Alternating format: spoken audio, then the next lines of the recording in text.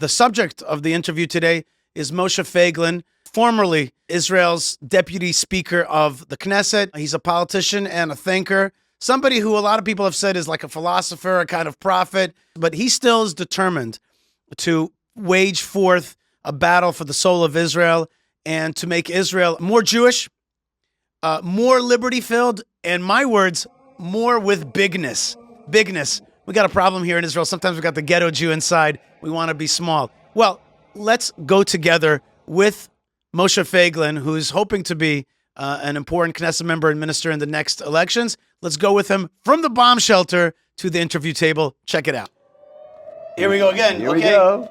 We're in Petach Tikva. We're not used to this back in Judea and Samaria, but outside is the sirens, which means that we've got to go down to the bomb shelter. But we're going to keep recording. We're going to run and gun it. Let's go ahead. Let's keep doing it.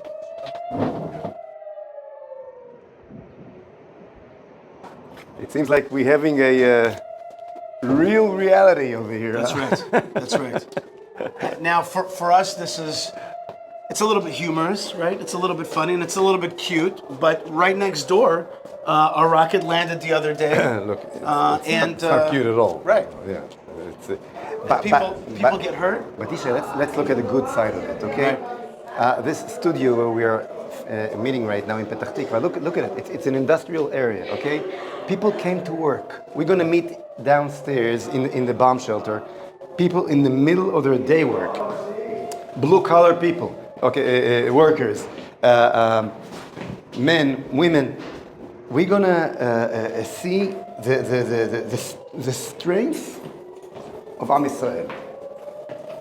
Okay? In America right now, they're calling Trump to stop the war because of the prices of gasoline. Here, the Israelis want to continue the war. Right.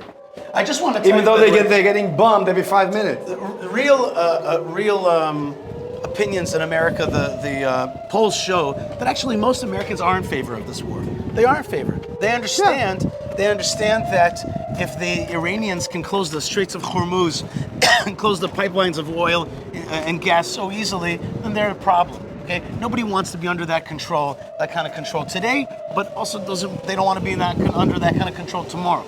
So we have seen a lot of people. I think there's a little misrepresentation out there. Opa!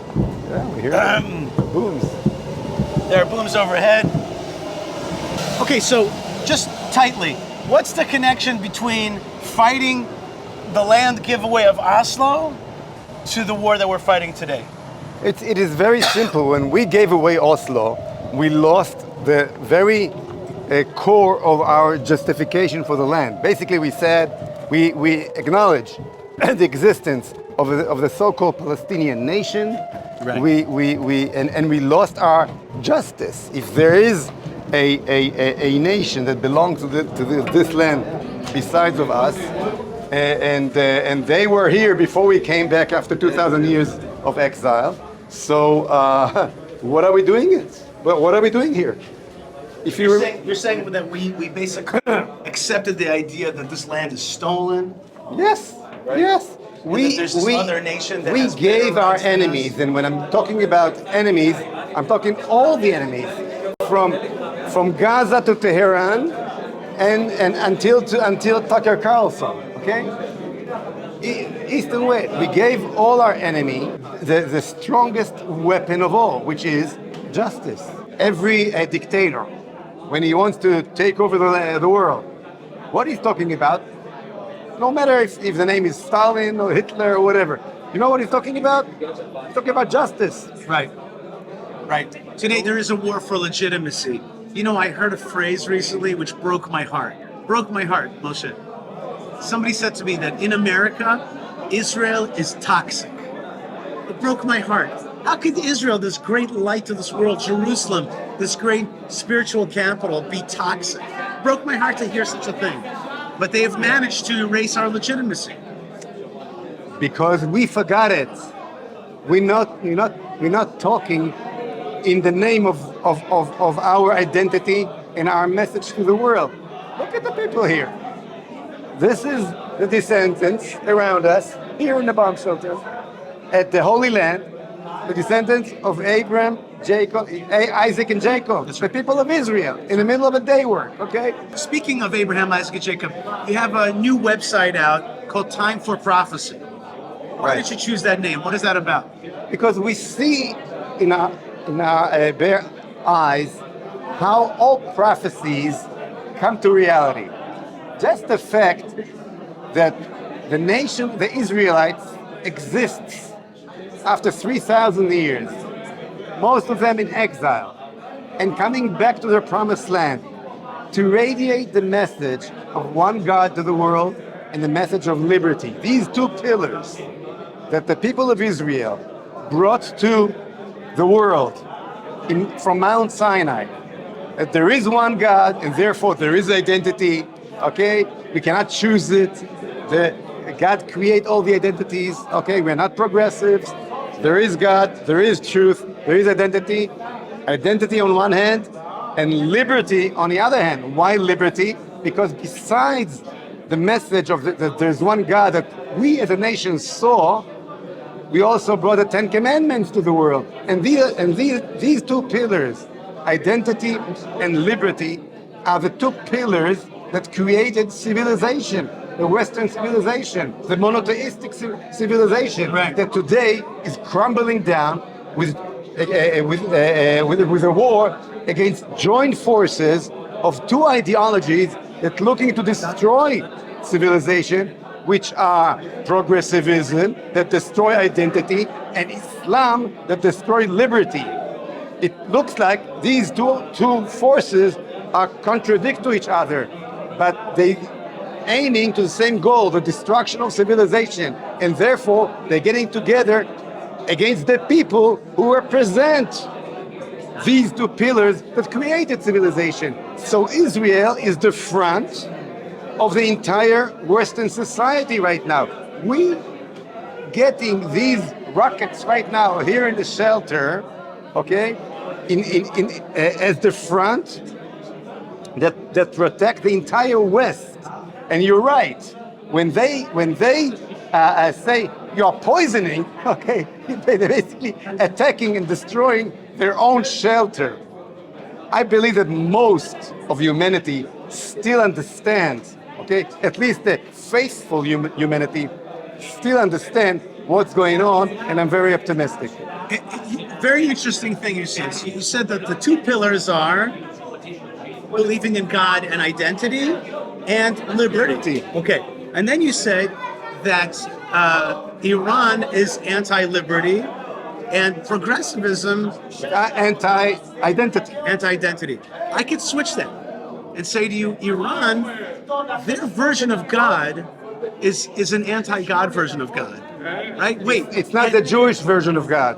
Well, it's not. We believe of God of free will, free choice. Right. So they believe the Islam is the opposite, the exact it's the opposite. anti-God version of God. Right. It's not just anti-Jewish. It's anti who God is. Right. God is a God of kindness. God is a God of love. God is a God of liberty. And God choice. wants us to choose Him every day, every minute. That's right. He wants us to be free to be able to choose Him. Right. You have angels that cannot decide what they want. Okay. You have animals that cannot decide. He chooses us. He wants us as human being to have our free will, our free choice, and therefore we have to be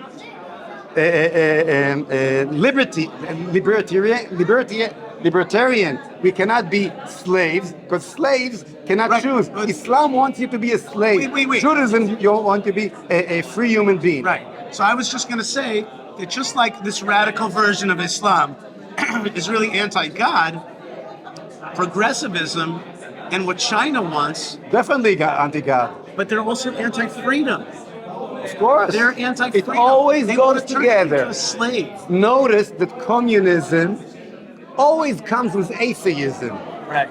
Okay? And always leads to what? To the gulags. Right. Definitely. Which is at the end anti-human. Faith, right? Faith, identity, and faith always goes with liberty. It always goes together. Look, even in economics, the hidden hand of Adam Smith, the free market. Who this hidden hand belongs to? Hayat al-Alama, as he called it. Who this hidden hand belong to? He said who it belongs to God. Right. If you believe in God, Right. you believe in free market. Right. If you believe in God, you believe in prosperity. You explained it to me years ago. I still remember where we were, and you told it to me years ago. You said to me, communists believe that there's a pie, Right. and you can only have a slice of the pie. And you said to me, but capitalists believe that there's shefa. There's a blessing that comes down. There's more. There's more that's in potential. God has more in store. Both of us believe in God, and we'll negotiate with trust because we know there's an eye above us that watches both of us, okay? Then this pot from within will have more and more. That's right. Okay? So and that's why the Americans, when they still were where were they supposed to be, when they were not great again, but great, wrote in God we trust on every dollar. And that's the reason for the prosperity America once had. If America will stick with a nation that represents God, they'll have their prosperity and freedom and security again. If not, they'll be gone just like Europe is gone today. Where they forgot God and they forgot liberty. Right? Goes together. That's why the Democrats and liberals always looking to take off your freedom, take away your freedom, and to take away your responsibility for your life. When there's no God, there's no freedom. So, I love the topic of liberty because it's not a topic that's often associated with Israel. And I wouldn't say that Israel is the ultimate country of liberty. Far from it. It's not there yet, let's put it that way. Yeah. It's not a country of there's a lot to go. Right. We have total freedom of speech, thank God, but it's still a kind of socialist country in some ways. Also about that. Please. Right, even there's limitations. Sure. Yes. But we have the holiday of Passover, which really the central theme is you're free to choose, you're free from slavery. Right. I want to tell you a little story. One time, I was living on the Mount of Olives, and I had a very special visitor, the famous reporter Christiana Manpour. Uh-huh. She came to my house. Okay. And she's on my balcony, and she sees my flag. So she says, "Is it true that the flag represents the two blue lines represent from the river to the sea?" I wish it was. So I said to her, maybe I never heard that interpretation. That's nice. I said to her, but you've made me think about what the flag represents. Maybe it represents the two blue lines are the splitting of the Red Sea. And the Star of David represents a nation moving from slavery to liberty. Hashem put it in my mind that moment. So she had to stop that. Okay, we're back from the bomb shelter, and we saw really the spirit of Israel. At the same time, we also saw the tenacity of the enemy. Sometimes I wonder at the tenacity of the enemy. Kilo, what is with them? Don't they see it? Don't they see that you're not going to be able to defeat Israel? Aren't they students of history at all? Don't they understand that there's no point to it? And also the modern states around us. Don't they see there's just no point? They've been trying to destroy us for 100 years. You get a feeling that some of the Arab countries are starting to come around. You get a feeling that there's a little bit of you get a feeling that somewhere in Saudi Arabia, somewhere in the UAE, somewhere in Lebanon, there's people who are you know what, this thing is dumb. We are just not going to be able to defeat the Jews. But then you get these people who are still at it. And in America now you have this anti-Semitism.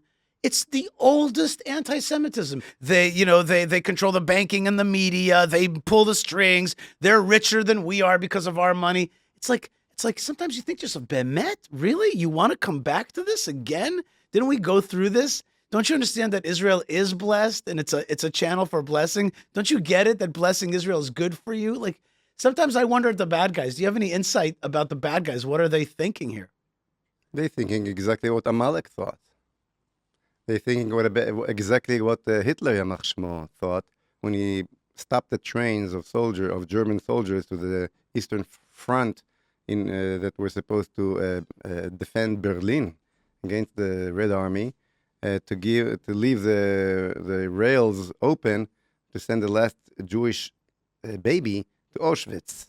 It was more important for him to kill the last Jew than to defend Germany. And what do you see in Gaza? They don't care about their own civilians. They don't care about. I mean, right now, Trump is building for them a Palestinian state from scratch in in Gaza. This is what's going on, unfortunately. Okay, and you and I understand exactly what they're gonna do with this, with every cent, dollar, whatever they're gonna get from the entire world. So what we see, and we see it in Gaza, and we see it in Iran. It's this Amalekite mentality that willing to sacrifice itself in order to destroy you. But in the wider circle that you spoke about anti-Semitism all over the world, Tucker Carlson is not looking to kill himself in order to kill you. He simply hates Jews. He's a pure anti-Semite, and he represents what you just mentioned. And I think the bottom line here that divide humanity between those that are with Israel and those who are against Israel is one simple question. Is there God? Do I believe in God? Do I want to fulfill God's will? Or against God? Sometimes, just as in Islam, you believe in the wrong God, in the God of tyranny. Okay? That's Islam. It's not that they don't believe, they hardly believe in God, but the wrong God. The God with a message of death, not the God with a message of life. The God with a message of tyranny, not the God with a message of freedom and liberty and free choice and prosperity. But those who have the right belief in God, and believe with the right concept of God are with us. And those who fighting it, either because they're liberal, progressives, and think there is no God, or they looking for a different kind of God that represents the opposite of what we just talked about, are against us. This is the bottom line. And when they are against us, nothing is going to help you. Yes, every time it'll be a different reason. Okay, it doesn't matter. You, Yishai, and I, and all the good Israelis that we met down the shelter right now, and this is the last thing that they thinking about it during day's work, that they have to go up and down to the shelter. But the people of Israel, this wide identity of the people of Israel, and each one of us represents God. God created this nation, okay, to tell the whole world, look, you see this nation that exists forever, against all odds, against all rules of history, coming back to the promised land from all diasporas and all languages and all nations and all pogroms and Holocaust, and coming back, creating their state. This is a miracle. It happens because this nation belongs to me. These are my children. That's right. Okay? Wow. You want to be blessed? You want to be those who blessed you and therefore will be blessed? Or you want to be those who, God forbid, cursing you, right, and be cursed? It's your choice. That's right. You spoke about Amalek, in Hebrew, Amalek. And I want to be careful, so I don't want anybody to write to me and say, oh my God, you're saying everybody's Amalekite. I'm not saying every Arab's an Amalekite. I'm not saying every Muslim's an Amalekite. I'm not saying every Iranian's an Amalekite. But let's take that concept a little bit further. One of the problems, biblically speaking, with Amalek, and this is clear in the text, is that they were not finished off. They weren't finally wiped out. This is a problem that King Saul has. Even Joshua didn't get rid of the Amalekites. There it was by command, seemingly, but Saul, King Saul, the first king of Israel, was punished for not fulfilling God's will and wiping out this energy in this world. We see that recurring theme here in Israel today. We have October 7th, and we could have taken back Gaza, wiped out the Hamas, exiled pro-jihad Arabs out of Gaza, and made it Gan Eden, made it the Garden of Eden again, as it was, because people don't know this. Gaza is actually And we could have done it easy. right. Easy. Right, and with legitimacy as well. Not that we need the world's legitimacy, but world's legitimacy was there. People don't remember, but at the first 2 weeks, the Egyptians said, we'll take hundreds of thousands of them. The Egyptians. I forgot that, yeah. Yes, I'll show you. Wow. I mean, everybody was so, even in Judea and Samaria, Arabs started to leave. Right. Piled their trucks. Trucks with mattresses, because they were sure, okay, now after that, the story's over. And the same goes with Hezbollah. Prime Minister Netanyahu set into motion this operation, the famous Beeper operation. Amazing. And they were decapitated. They were cut. And the head Nasrallah was killed. A great day. But not finished off. And as we're recording this just yesterday, a young lady who was engaged to be married was killed by a Hezbollah rocket. So we've got this trend of not finishing up our enemy. This is the Shaul mentality. Right. And what we need is to transfer ourselves from this Shaul mentality to King David mentality. Erdof oivai ve'asigem ad klotam. Right. I will chase my enemies and I'll reach them until their utter destruction. Right. And I guess that's what you're trying to bring to Israeli politics. You're trying to bring that transition between the Saul kingdom, Shaul kingdom, which is the kingdom that represents also the infrastructure. The Shaul kingdom was very, very important. Right. And this first period of time of Israel, the first 77 years, which maybe is the time of Shaul of our time. I mean, the Shaul mentality, the Shaul conscience, okay? This is because what did Shaul did? Shaul created the first state of Israel, I can say, okay? Right. First kingdom. What is kingdom? Kingdom, mamlacha, mamlachtiyut. How do you say mamlachtiyut in English? There's no word mamlachtiyut. There is no word for that. Yeah, there's no word for that. It means, I don't know, kind of but civic basically consciousness. brought the Israelites from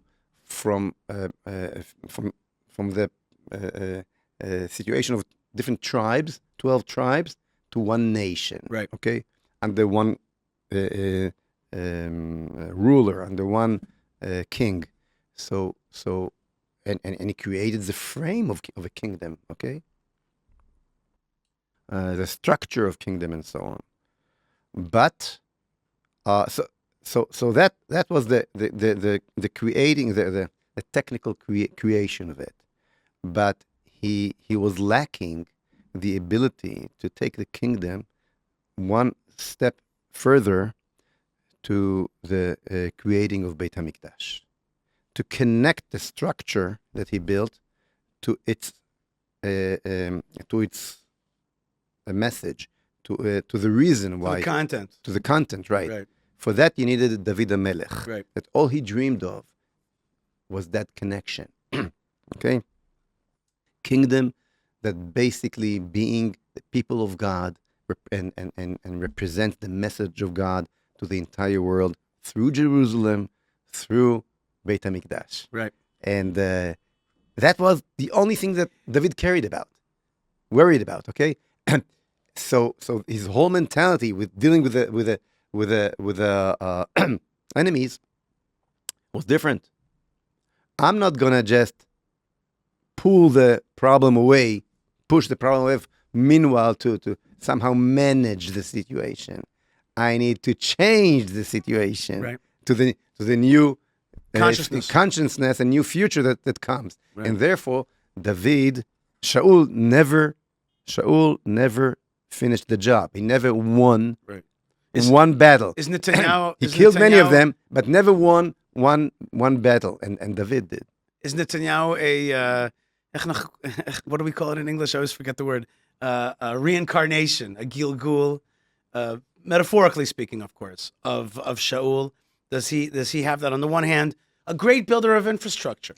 Under his terms, many terms, like the country has flourished. I just came into Petah No doubt about it. Right. Under the Netanyahu regime and during his time, the economy, the Israel got bigger and stronger, technically, physically, the economy, the army, and so on. And on the other hand, you see that so we are stronger than ever and weaker than ever at the same time. Why weaker? Well, look at it. In 1948, we were 600,000 Jews with no army, no tanks, no airplanes, against 5 real Arab countries, armies that attacking us from Egypt, from Jordan, from Syria, from Iraq, all over, and we won the war. We took over the Gaza Strip in 1956 in a day and a half, in 1967 in just half a day, okay? And now we're stronger than ever, and who won the war after 2 years and almost 1,000 soldiers that gave their life in the Gaza Strip? Who won the war? Let's be honest, in Gaza, Hamas or Israel? Well, from Netanyahu's perspective, he'll say we won the war because we control now 52%, and he'll tell you also that we've killed their top commanders. But there's no question that from Hamas's point of view, they say we won. We were able to fend off the Shaul killed them Amalekites. Right. Just left 1 or 2, right? Right. And the sheep. So Shaul could also say, and he said that, Shaul. Right. Look, I did my job. I did my job. Right. So we thank, in many ways, Netanyahu can say that he built the country and so on, and I can agree with that for certain extents.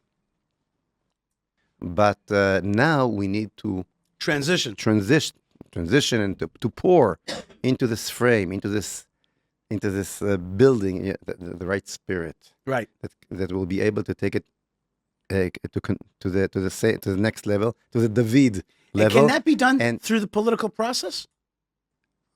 Now, the good news is that what we find amazingly what we saw amazingly at the 7th of October is this new heroism of this young generation that getting closer and closer to its Jewish identity, secular and non-secular together. These youth, the Jewish identity and the Israeli identity melt together. Mm-hmm. You see them, secular youth in Tel Aviv, wearing tzitzit, but no yarmulke. You see them putting tefillin on as a rebellion against their teachers. It's beautiful. Right. And you cannot tell the difference between this youth and the youth from the settlements. Right. Okay? Something big, tremendously. I'm very happy to see that. So we have this young generation of heroes, young generation that taking their Jewish identity naturally. Right. Okay. There's a natural. Naturally. Right. And all we need is the right kind of leadership that will take this energy to the next level. It's like HaKadosh Baruch Hu is giving us everything on a silver platter. Just go ahead and fulfill your part in that historical march towards the redemption of the people of Israel and the entire world. Right. Okay. Now, look, I'll give you another example of what's happening right now. Right now, okay? Do you remember, Yishai, a few years ago, when the Hezbollah built a tent on our sovereign land and Netanyahu did not wipe it out, was afraid to deal with that? When was that? 3-4 years ago? 3 years ago, I think. During the period of this government. Okay? Can you imagine? They building a tent, Hezbollah, building a tent in the sovereign part of in our side of the border, and he's afraid to touch it. And now, the same Netanyahu sending the Israeli Air Force to destroy the Iranian fleet in the Caspian Sea to avoid supply from Russia to Iran. Wow. Yeah. What happened over here? Yeah. Okay? I'll tell you what happened over here. miraculously, the different interests of the United States of America, Trump, and Israel, Netanyahu, Aligned. met each other. Right. Different interests. The interest of Israel is, of course, to dismiss the ability of Iran to kill us all, to do what Hitler wanted to do, okay? I have to say that for over 20 years, I'm screaming and yelling above every stage that I can, including directly a few times straight into Netanyahu's ear, okay? You have to destroy the regime. These are the new Hitlers. You have to just as today, if you could reverse history and kill Hitler at the early 30s, wouldn't you do it? You have to kill these guys that are talking about destroying you, right? Hitler spoke about destroying the Jewish nation way before the Holocaust, way before World War II began. Okay? This is first of all. And second, I told him you have to attack immediately. He didn't do it. He transferred the responsibility to the Americans. Tremendous mistake. That's why we have right now 460 kilos of Enriched uranium. Uranium that no one knows where they're hiding it in this humongous piece of territory they have over there in Iran. And it's a big problem. Yet, even Netanyahu, that as we mentioned before about Shaul, never go do the job until the end, I guess realized that and told Trump, look, I'd have to attack that and do something. Otherwise, we're finished. Now, Trump could wait and tell Netanyahu, wait here, well there, I'll come to an agreement, I'll do something. I mean, attacking Iran, Trump is not stupid.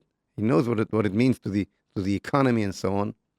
So, and they don't have rockets that can reach Washington yet, okay? And he wants to get elected at the midterm election and so on. Of course, he wants to destroy their abilities, but it was not so rush for him. But he's fighting a much wider war. Why did he took away Venezuela? Why did he took away Maduro? It was not the opium, the drug trade, the drugs and all that. He needed to put his hand on the oil. I don't know how much you're aware of that, but the whole American economy for the last, 50 years, 50 years, since the 70s, depend on this connection between the oil and the dollar. When Nixon stopped the connection, cut the connection of the dollar to the gold, the only reason why the whole world's still using the dollar as the international currency is because America came to an agreement with Saudi Arabia that it will be backed by petroleum, by oil. Saudi will sell their oil only in dollars, and therefore everybody needs the dollars. So the Fed can keep on printing dollar to cover the debts of the Americans, and not and America will not lose its pants because the whole world will take these dollars and use them. Okay, and so the connection with the dollar basically hold the American economy. And if this connection cut, so the Americans developed a bubble. They're getting close to $40 trillion today. It's a number that no one can even... Of what? Of debt. Of debt. Right. But they keep on going because the world's still using the dollars. So and everybody understands that at one point or the other, this bubble will pop, will blow up, and then the Americans will lose about a third or half of their economy, of their wealth. I believe that the reason why Trump took over the Venezuela oil and wanted now to take the Persian Gulf as well, being control on that, to make sure that the whole world keep on buying that in dollars, Right. to keep the system going, Mhm. okay? And fighting against China, of course, because China is buying the Persian oil, not in dollars, okay? They're starting to create a system that going around the American system and getting these black day of popping the dollar bubble closer and closer. So to make a long story short, the Trump's war have different interests than the Israeli war, Right. and they both coming together. So what happened is that from different reasons, we find ourselves, from different interests, Israel and America are joining forces against Iran, which is a great thing. Miraculously, it happened at the right time, the last moment for us. And suddenly, under the wings of the superpower, of the American superpower, Israel have to behave like a regional power. Trump wants to win the war, and therefore he also needs us to destroy the fleet on the Caspian Sea, okay? And he gives the okay to kill Khamenei at the beginning, and suddenly, under the legitimacy and the direct, sometimes even direct orders of America, Israel is behaving not as a community that belongs to America, okay? And not as a puppet state. Not as a puppet state, but as a regional power. Regional. Regional power. Right. Yes. And this is amazing. A big regional power. Because we soon, the interests going to split again. We're going to find us alone again. It's going to be hard. I'm telling you, Yishai, it's not going to be sweet walk towards redemption, okay? We still have a few challenges to pass. But what happens now is that we're creating for this entire generation of heroes, that young generations that we spoke about, a conscience of original power. Regional power. Yeah. Okay, I'm saying it right? It sounds like original power, a regional power. And also fighting power. There's almost no fighting powers in the world right now. Right. We see that nobody wants to fight. Right. Now, so what's going to happen? Once Trump stops the war, as it looks right now, okay? At one point he's going to stop it this way or the other. I hope I'm wrong, but right now they're looking for something. Once he stops it, okay, and goes back to this strategy of creating a Palestinian state, and you, Netanyahu, do what I want, and putting American bases here in Israel, and forget about your own sovereignty and so on. Are we going to shrink back down Right. to a mentality of a community depend on the Americans, Mm-hmm. or something else is being built over here, Right. and then on the wide conscience of the entire nation, and then when the new generation of leaders is going to come, okay, this mentality will be ready to see ourselves as a regional power. Now, what do I mean, a regional power? I mean that from the river to the Euphrates, everybody understands, okay, that Israel, I'm not talking about taking over the whole promised land in one war or something miraculously like that.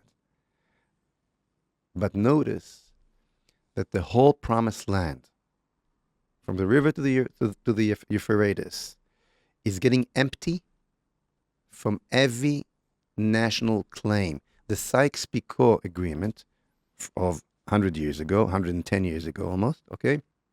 The Sykes-Picot Agreement that divided the Middle East to a new nation, Syrian nation, Iraqi nation, Jordanian nation, which are all nonsense. They all basically Created European constructs. in one day, suddenly there's no Syria. Trump told at the beginning to Netanyahu, Go take a third of Syria. For him, it was simple. Netanyahu could not understand what he's talking about. So today we have there another robber, another killer, Right. Giuliani. Okay, Right. we did not have the right conscience in our leadership to go ahead and take it. It's yours. It's the promised land. Lebanon. What is Lebanon? There is no Lebanon. Come on, it's nonsense.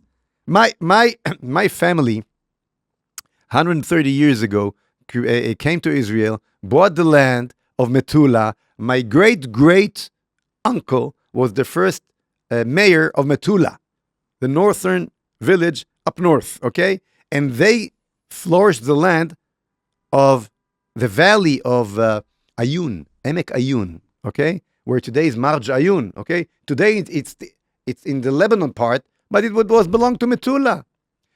He even had a daughter, Shmuel Feiglin I'm talking about. He called her Ayuna on the name of the valley. Wow. Okay? It's the land of Israel. It's ours. Right.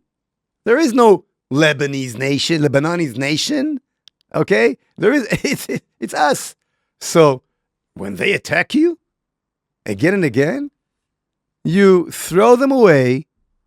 You wipe out all the Shiite villages, which basically are Hezbollah villages, right on your border, and you're taking it over and you flourish the land. They have to understand all that. That's how it's going to be. Your original power, whoever is attacking you from your own promised land, gonna lose his land. Right. You know what will happen then? We'll have peace. And we'll have the ability from that strong position of original power, original Jewish power that sitting on its land, okay, and having peace and quiet, because everybody, not because we're looking for peace, okay, because we openly saying, if you'll give us a chance to widen our borders, to widen our borders in the promised land, not to Tehran, not behind our borders, but inside what was promised us by God in the Bible, we'll take this chance. We're just waiting for you to give us the chance. Oh, now you'll have peace. So, I just want to tell you. And excuse me, Yeah. you'll have peace, and you'll have the time to develop your culture and your true message as the Jewish nation to the entire world. All right, folks, Yishai Fleischer here. I hope you're enjoying my conversation with Moshe Feiglin. Listen, together we're building Israel, right? And that's why I want you to go to buildisrael.com and support our efforts to build Israel. Our slogan is Build Israel Together. We got to build it together from all over the world, Jew and non-Jew, lovers of Israel, lovers of God, lovers of the Bible, lovers of the liberty and the passion and the light and the energy that Israel is sending out to the world, especially the heart of it all, which is Jerusalem. So go to buildisrael.com, help support restoration of the land, building biblical projects, and also the Biblical Highway, many other projects. Check it out at buildisrael.com. And if you love what we're doing here at Yishai Fleischer TV, you can join us at Yishai TV. It's an easy, Yishai.tv. It's an easy way to remember the program and an easy way to get there. You could also go to buymeacoffee.com/Yishai. Buy me a coffee. Coffee. Buymeacoffee.com/Yishai. You can buy me a coffee. It's a great way to support the show. Back to Moshe Feiglin and building a strong land of Israel with a light to the nations. In the heart of it all is Jerusalem. Here we go. My friend Jeremy Gimpel came up with a phrase for that. He calls it land for peace. You give us the land, we'll give you peace. Yeah. That's what you're saying. You're saying in the land of Israel, in the promised land. But we have to remember that it's not about peace. It's about. I mean, if you want peace, it's the right kind of peace, not the four-letter word. if we wanted peace, we could have taken Uganda was offered to us a long time ago. It's not what a life of Right. Of no problems. Right. It means to say that there's a great peace that awaits. Right. Not a kind of very limited That kind bourgeois. of peace. Shlemut. Yeah, a bourgeois kind of peace that some people want. It's interesting. In English, peace is also part. It's a different spelling. I know, but okay. In Hebrew, shalom means shlemut. Wholeness. That's right. I want you to know about something that I am involved in personally right now in my life, and that is, I came to Hebron to work as a spokesman But within a few years, started doing restoration work. And I helped restore and manage the restoration of Kever, the tomb of Ruth and Yishai. It was a big restoration project. It's a 4-year restoration project. And it's an awesome site now. I saw it. And now, Baruch Hashem, Amazing. involved in the next restoration site, and that is Avner ben Ner, the tomb of Avner ben Ner. And the reason that's important, it turns out, is because Avner ben Ner was King Saul's general, chief of staff.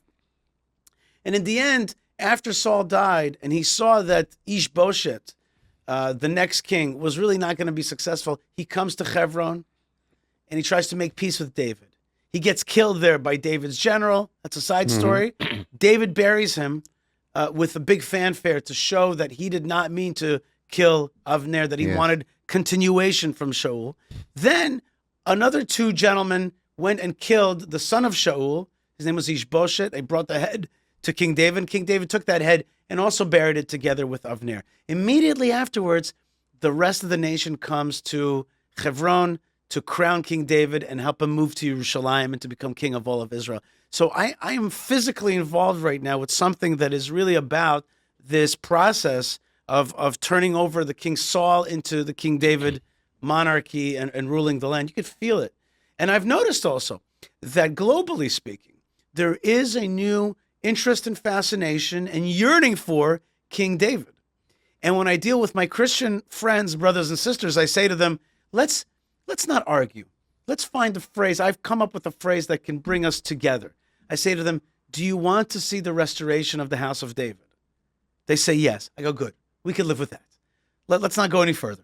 Let's agree to agree. We all want to see the restoration of the house of David. Now there's videos, all kinds of studios are making David movies. David, the name King David. In Arabic, Daoud.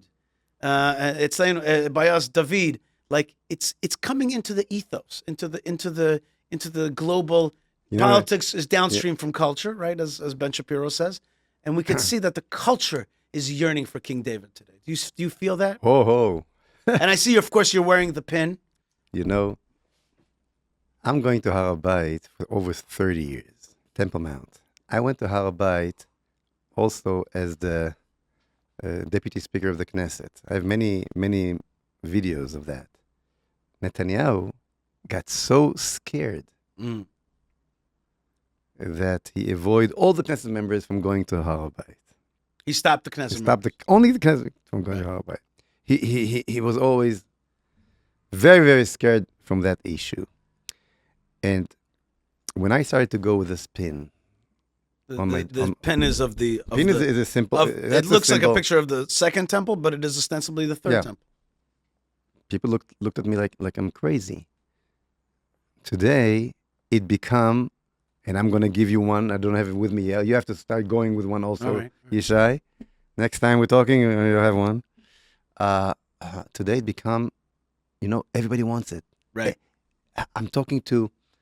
When I'm giving podcast to a secular commentator, I can show you picture. I've seen it. They also want it. Right. Everybody's longing to it. Right. Suddenly, people understand that this is their identity. This is their national identity. This is something to hold to. Right. This gives them a reason, right. Basic reason, which is not just existence. Right. Some vision. Okay, they're holding for something their parents and grandparents for 2,000 years dreamed of. When the Hamas, Yimach Shmam, attacked us at the 7th of October, how did they call the war? Well, they said the Al-Aqsa flood. The Al-Aqsa. We were looking for Al-Aqsa. Right. So the soldiers, the Israeli soldiers, that went to Gaza, felt. They saw the picture of Al-Aqsa. We also need to have something, and they start put patches of the temple on their temple, or the word Mashiach. Or Mashiach, yeah, on their uniform. And what we need is our leaders, our politicians, to do that as well. To be proud of their national vision again. I don't want to see my prime minister with a yellow ribbon. I want to see my prime minister with Beit HaMikdash, with a temple pin. Okay, this is what I want to see. I'm not looking for mercy from the from the Gentiles. I'm looking to lead the entire humanity Right. towards the good direction of the prophets of the God of Israel. This is the reason why I exist. This is the reason why Balfour gave us the Balfour Declaration to begin with. People are not aware of that. There were expectation after World War I and the big despair from all the Enlightenment concepts, okay, that was supposed to bring humanity to its freedom and its happiness, Right. and brought this horrible, The Great War. the Great War, the horrible bloodshed. So Balfour says maybe when the descendants of the prophets will come back to the hills of Judea, and the words of the prophets will be heard again, a new time of justice and faith And hope. will come to the entire a new message, but and they still waiting and longing for that. I'm telling you, the humanity is still waiting for us to express that, not the yellow ribbon, Right. but the temple. Okay, this is the kind of leadership that we are creating today in Israel. So we talked a lot about identity. We talked down in the bomb shelter about progressivism and jihadism, which are really the neo-slavery and neo-nihilism. Okay? I want to finish off with one last question, really, which is the following. One of the traits that I've identified in Israel that keep us down is that inside of our Israeli psychology, we're a small country. We're small. There's something about and that's 2,000 years of ghetto existence continues. And in my lifetime, we have grown economically. We have grown population-wise. We have shrunken a lot. We've physically. Territorial. Right? Sinai Right. and Gaza Right. and the Lebanon and Judea and Samaria, we gave away parts. We've shrunken a lot. Right. We're a tiny little ghetto country compared to the bigness. Certainly, it's not from the Nile to the Euphrates, right? I'll frame it for Wait, you. one second. One more thing. Even in the business world, you have a great idea, you develop a business. What do? You exit. You shrink. Right.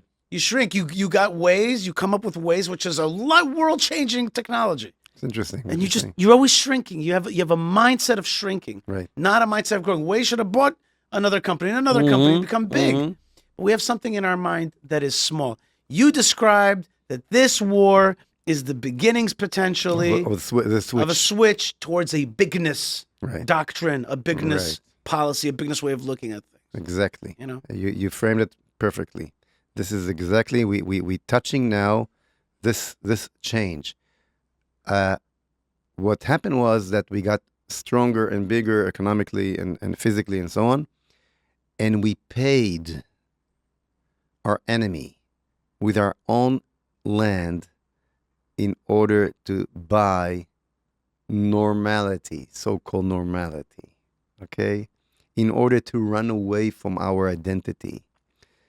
By the way, we paid with this territories that represents our identity more than any other territories, including Hebron, right, where you live, including the Temple Mount, of course, the tomb of Yosef in Shechem, the biblical part of the land, the most biblical part. We wanted to give it away so we can give away our identity, Right. and just remain normal Nation like all other nation nations. like all the nations, Right. a high-tech nation, which is very nice, very important, but we just wanted to stick to that and take away all this identity thing from us, and that led to the 7th of October. And now, it's a horrible process. And going down to the shelter, it's no fun. And when people getting killed, it's terrible. It's horrible. As you know, we have it in our family as well. We sacrificed. My grandson was killed in the war. But through this pain, God is taking us with a lot of mercy, we have to say, because it could have been much, much worse. Right. We have a very special war over here. We're talking, we're drinking coffee, doing a war. Right. God loves us. God's protect us, okay? You cannot see, you can't see it anywhere else, okay? And he takes us to the next level. Because the conscience is changing from within with this new generation. I saw in a Jerusalem Post survey that a third of the population describe themselves closer to Jewish identity since the 7th of October. Yeah. Okay. Yeah. And you can feel it. You could see it. You can see it There's no everywhere. doubt about it. And definitely through the young generation. And so from within is taking us to the next level, and from outside the geopolitics situation, as I described before, we are being trained of being a regional power by the Americans. They will move aside. We will remain an original power. We'll just have to make sure that there'll be a regional power under the David mentality, Right. and not under Shaul mentality. Moshe Feiglin, we're sitting here in Petach Tikva talking about the future of Israel in a time of war. But a time of war is also a time of expanded consciousness. Right. And you could feel it. You could feel it everywhere. You're taking that expanded consciousness and trying to bring it into Jewish leadership. And you used to, your former iteration of politics was called Jewish leadership. Right, You right. had a few different, Right. and they all come around the same. Right. idea. We continue exactly the same thing. Our host, Adam, asked a very good question, and he wanted me to pose it to you, which is, what's next in this war? Are we continuing the battle? Like, is there what we call in Hebrew, regia? Is there a calming down anywhere in the offing? Somewhere inside the Jewish soul, there's also a lot of bourgeois. We just want to get back and shop and and fly around. Every human being wants that. Right. Well, some nations are more, warlike, and we're a little. There's something inside of us which yearns sometimes for a calmer, more bourgeois, get back to life and kids and productivity. But on the other hand, we have Gaza. We have something going on with Egypt. It's not clear what they are, but there's always rumors that they're preparing. And there was, remember, during the time that they were saying that the tanks were coming into Sinai, so there was that. Then we have this new enemy in the future, which is Turkey, right? This Erdogan, who has turned this big country against us. Is he the next Iran? We're not done with Iran. Iraq is a big empty zone with militias that are Iranian-backed militias. We have the Houthis, right? They are controlling two choke points of energy. One is the Straits of Hormuz. The other one's the Straits of Tehran. The geostrategic picture is not exactly awesome for Israel. And then we have this other front, which is the social media front, the narrative front, the Israel's reputation front, which is being hammered by another player, which nobody ever talks about, which is China. Mm-hmm. The number one entity that is responsible for kind of global anti-Semitism is TikTok, run by China. It's a quiet enemy of ours. Oh, I forgot Qatar, seemingly on our side right now, but we know backed Hamas throughout the whole war. So we've got all these it's got all these entities. How do you see the I guess tactical future leading to a strategic posture in this region? How do you see us dealing with all these various, what's been called many front war, let's call it? What do you see as the next step? This is maybe the most important question. Okay. Look, there are two ways to look at it, and I can add to our potential enemies and threats some more if you want, if you really wish. By the way, to my opinion, the outside, you forgot the so-called Israeli Arabs. Oh, that's right, Israeli Arabs. What's happening inside? In Samaria, right? Judea So-called and Samaria. Palestine, PLO, right? So, and look, the Egyptians preparing for war. There's no doubt about it. Let's not stop fooling ourselves. The Egyptian army is preparing for war, just like the Yom Kippur War. They have 5, not brigades, Armies. 5 armies Yeah. against the Camp David agreement, past the Suez Canal, in the distance of an hour or two of a tank ride from Beersheba. Right. Thank you, Menachem Begin, for the great gift you gave them when you gave them Sinai and destroyed the whole villages, Jewish villages that we had over there in Yamit. I had to say it. Okay. However, I think that one of the greatest, just parenthetically, just for parentheses, like one of the greatest lies out there is the supposedly. where do you think all the weapon that came to Hamas? Came to Hamas, Right. all through Sinai. destroyed all through Sinai, and you think they didn't know? The Egyptians did not know. But I want to answer the wide picture. Yeah. Okay? There are two ways to look at it. One way is the practical way. One way is the logical way. Okay. But looking at Turkey at the north with I don't know how many, 70 million people, strongest army in NATO today, totally against you. Erdogan wants to take over Jerusalem, and he's saying it openly, and he's working on it. Working on it. Right. Working on undermining the Egyptians in the south, also over 100 million Egyptians preparing, as we mentioned. The Iranians that not going anywhere with their plans. The Houthis and everything behind, everything you manage. And then you say, you know something? I'm looking at that picture, looking at the map, looking at that picture, and I think the first Zionist pioneers were crazy. The Zionist experiment failed. It has no chance. Why did they come here? They should have gone to Uganda, whatever. Brooklyn, right. Australia, maybe Argentina at the time would accept the Jews. There were Birobidzhan, Russia offered something, Sure. even created some kind of Jewish state over there. Yep.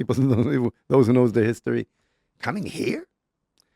What we should do is pick up the phone to England and say to, what's his name, Starmer?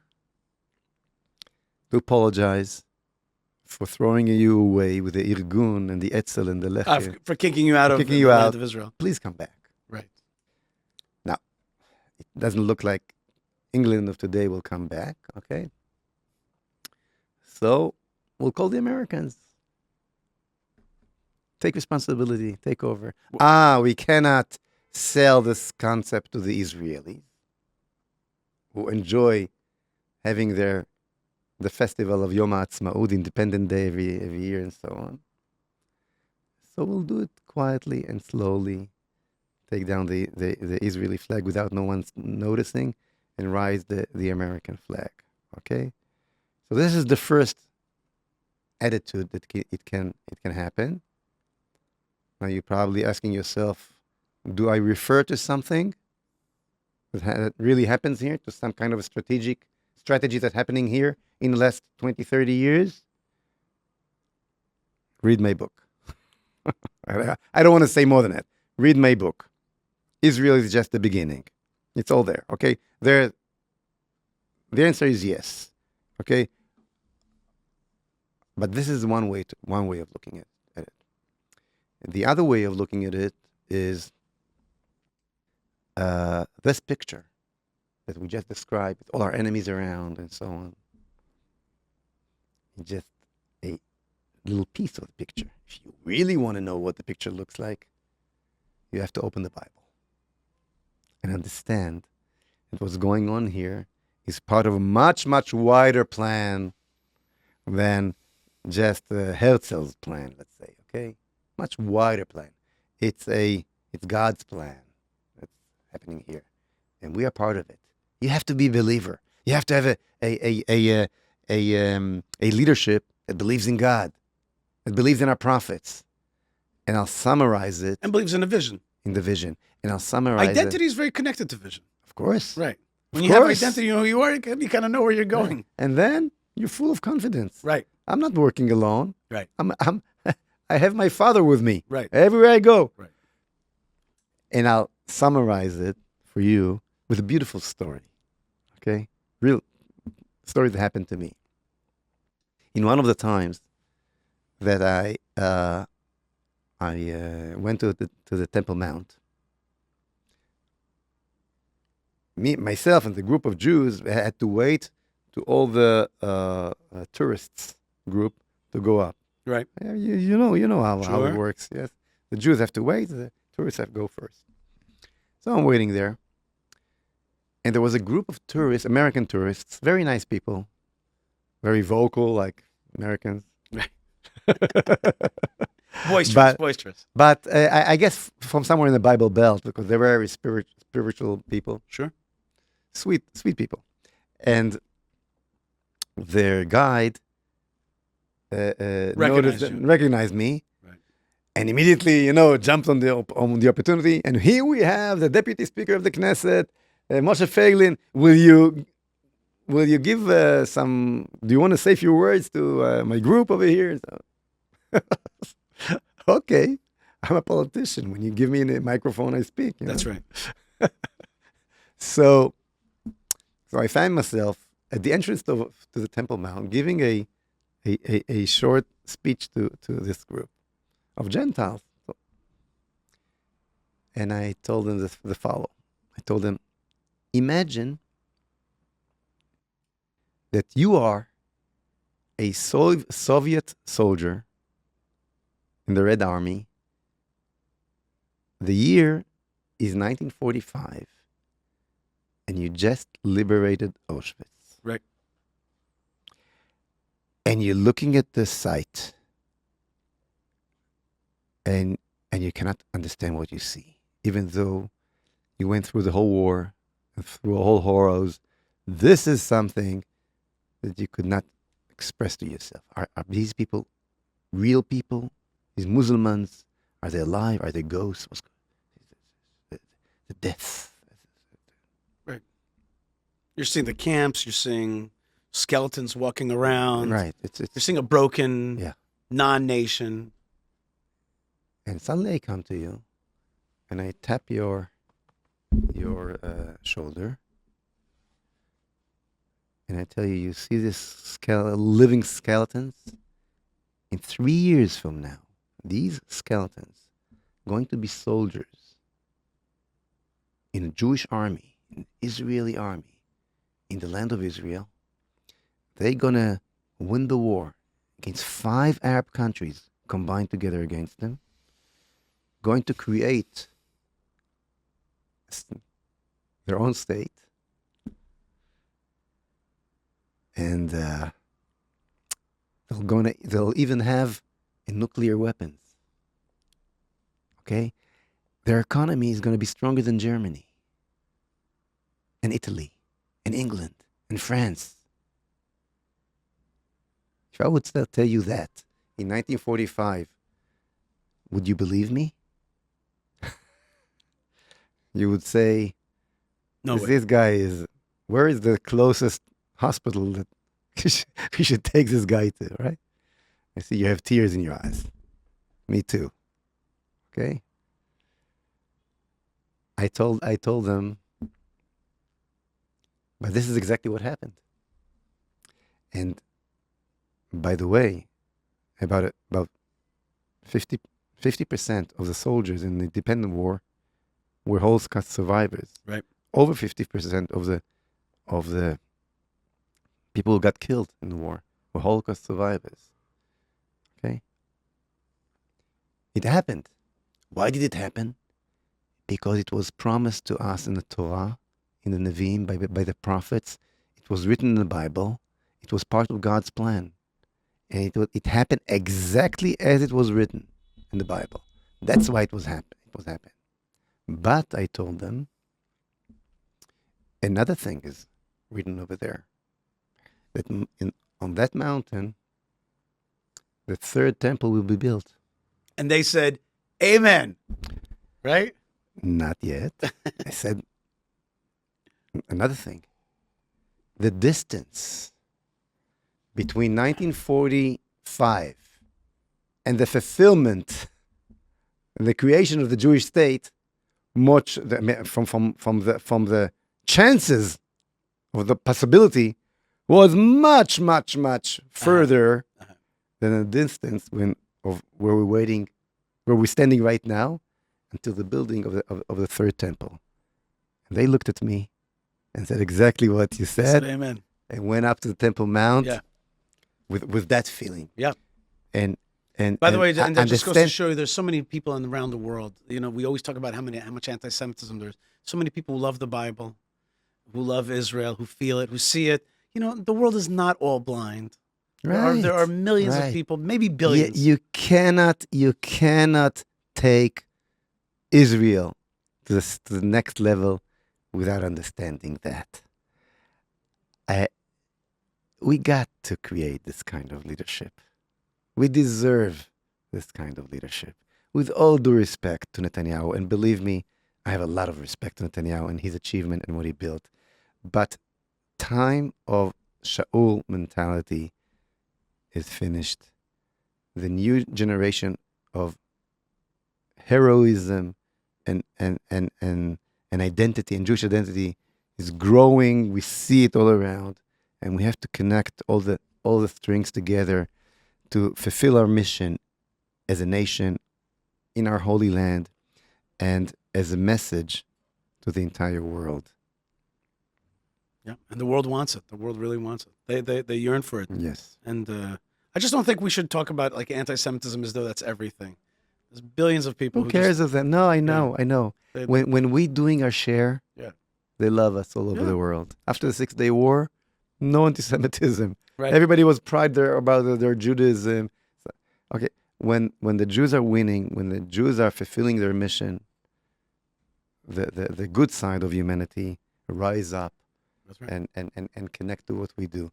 And when we just looking for mercy, going with a yellow ribbon, waving the pictures of the hostages and so on, and not winning the evil, not destroying the evil that attacked us in Gaza, the other side, the Tuckers rise. That's right.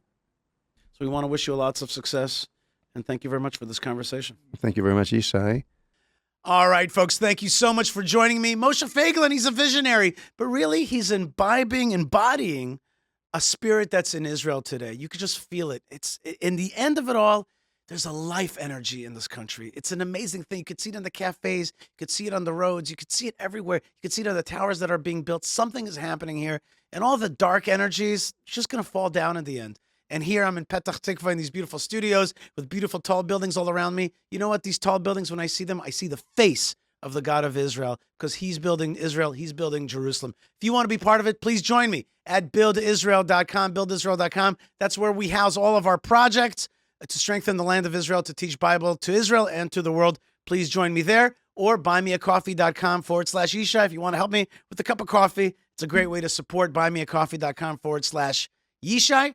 And with that, we send you blessings from the land of blessings, from the heartland of the Holy Land, the rebuilding of Judea, the rebuilding of this beautiful land, which is a light to the nations, a spiritual capital for the world. God bless you. Don't forget to like, subscribe, comment, be part of it in every way, be part of the story. God is sending you blessings from the land of blessings, and shalom.